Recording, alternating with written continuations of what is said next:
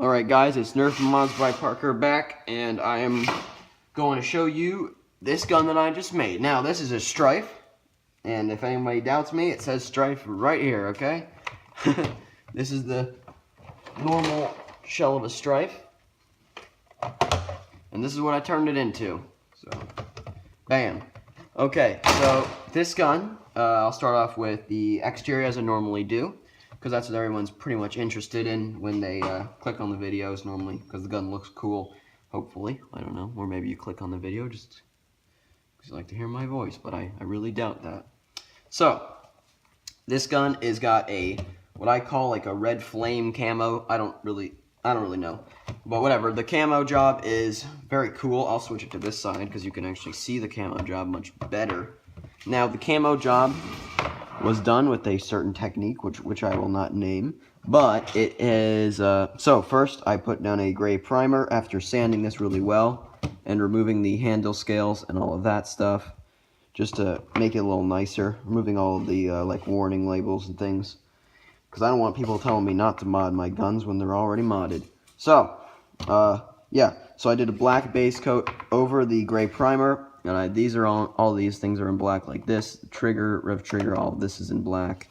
And then I just taped off the areas I wanted it to be camo, so I taped off the areas I wanted to stay black, so I taped off all of this. A lot of taping in this job. I taped off all of this, taped off the entire top piece of this, the bottom rail portion of this. I kept this red, I guess, and the barrel, I didn't paint the barrel, it's just black. But it's in there, so it kind of looks cool. It gives it a little contrast inside the barrel, inside the tube piece, I don't know. And then I also taped off the stock to make this red. Yep. And then for the red camo, I did a color of, you know what, I'm gonna get the colors really quickly.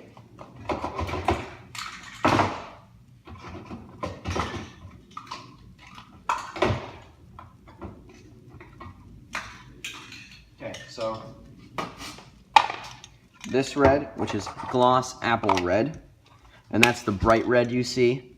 And then I use this red, which is claret wine, and that is the darker red you see. Okay, and then the black camo is just the same color black as this, so it matched pretty well. And then I had a so that's pretty much the externals. I, again, used a Rust-Oleum 2X crystal clear coat, whatever this is called, crystal clear enamel. And that protects glossy finish. Yep, and I wanted this to be very glossy because I thought it looked cool like that. And then obviously the jam door is still black. So, the reason that this is clear is because I had a extended mag release laying around and it was clear, so I couldn't really use it for a lot of paint jobs, but I already was using the worker stock, so I wanted to leave this clear just so it was, you know, it had movability, so it didn't get caught on the paint, so I could always just remove it. And the paint is scratched here, which is very annoying, but it doesn't matter because I'm assuming people will be using it with the stock, so I don't really care about that. And so yeah, I had the clear mag release, so I just kept these both clear, so it kind of balances out a little bit. I have a very cool rev trigger. This is by Foam Blast. I've probably already shown you their information, but this is by Foam Blast. It's very nice. It's very comfortable, actually. Yep, and that's how you do that. It's got a full 3D printed kit, as I've already mentioned, with all Picatinny also down here. Up here, this is a full top rail, and then it's got the cool flip-up sights, as you can see. Those are very fun to play with, and they're actually very cool. They're very useful to aim with, even though it's not super accurate. It's got a very comfy very comfortable Cobra front grip right here, and that's super easy to I just wrap it around like this, and then just kind of use the rest of the barrel as a grip, but that's very nice, and it's angled, and it looks very cool. So, it's got a metal worker flash hider, whoop, terrible voice crack, and then a little thumb screw. So, this gun's actually running on standard AA batteries, and I know you guys don't like that. I don't care, whatever. I know lipos are better. All my guns that I'm making nowadays run on lipos, but I made this specifically not to run on lipos. So people who didn't have access to lipos, didn't want to get into lipos, wanted a low power gun, this is good for them. I can always switch it to lipo, so if you like message me, email me or something, I'll put my email in the description. If you want to buy this and you want it converted to a lipo, I can easily do that. I'll just get an extended battery tray and I will hollow out the cool current battery tray.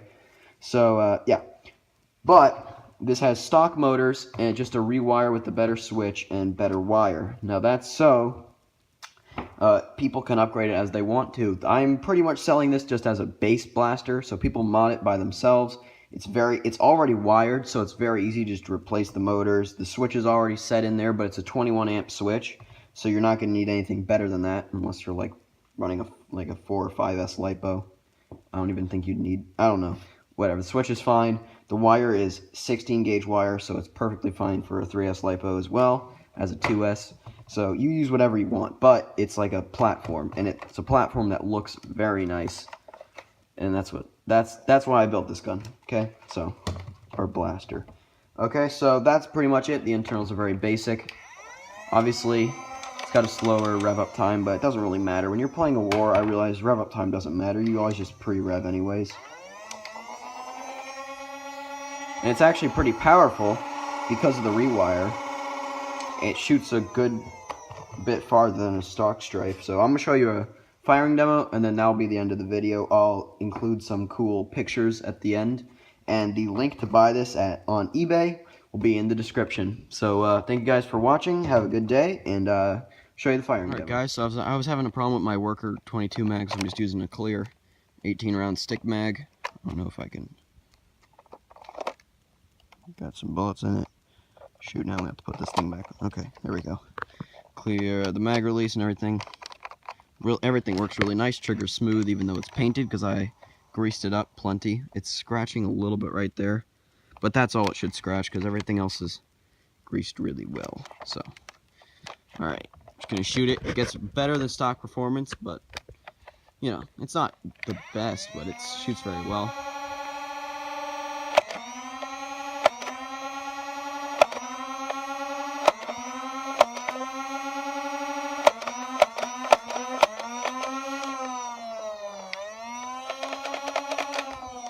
And that's it.